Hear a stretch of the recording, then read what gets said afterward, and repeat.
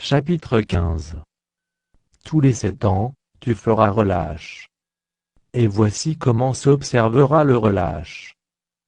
Quand on aura publié le relâche en l'honneur de l'Éternel, tout créancier qui aura fait un prêt à son prochain se relâchera de son droit, il ne pressera pas son prochain, et son frère pour le paiement de sa dette. Tu pourras presser l'étranger, mais tu te relâcheras de ton droit pour ce qui t'appartiendra chez ton frère. Toutefois, il n'y aura point d'indigent chez toi, car l'Éternel te bénira dans le pays que l'Éternel, ton Dieu, te fera posséder en héritage.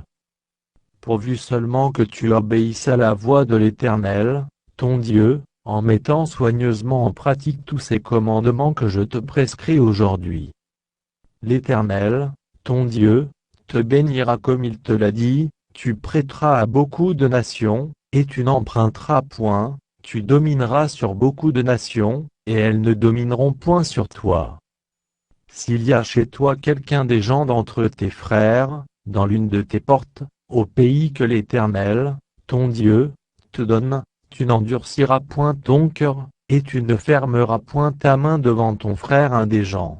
Mais tu lui ouvriras ta main, et tu lui prêteras de quoi pourvoir à ses besoins.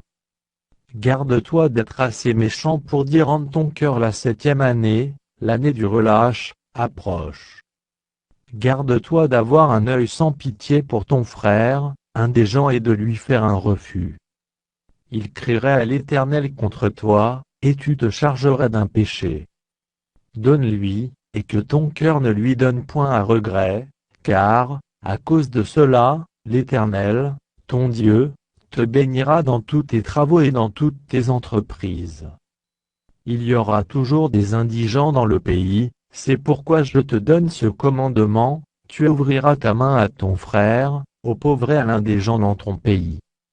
Si l'un de tes frères hébreux, homme ou femme, se vend à toi, il te servira 6 années, mais la 7e année, tu le renverras libre de chez toi.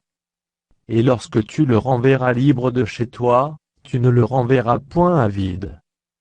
Tu lui feras des présents de ton menu bétail, de ton aire, de ton pressoir, de ce que tu auras par la bénédiction de l'Éternel, ton Dieu.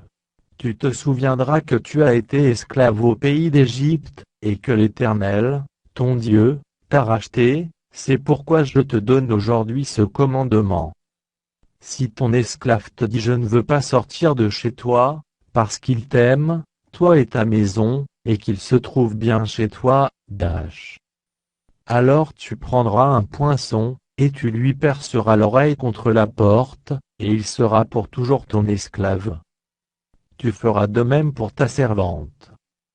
Tu ne trouveras point de dur de le renvoyer libre de chez toi, car il t'a servi 6 ans, ce qui vaut le double du salaire d'un mercenaire, et l'Éternel, ton Dieu, te bénira dans tout ce que tu feras.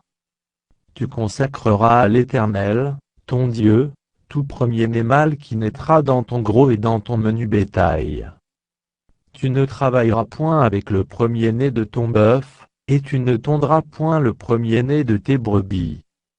Tu le mangeras chaque année, toi et ta famille, devant l'Éternel, ton Dieu, dans le lieu qu'il choisira.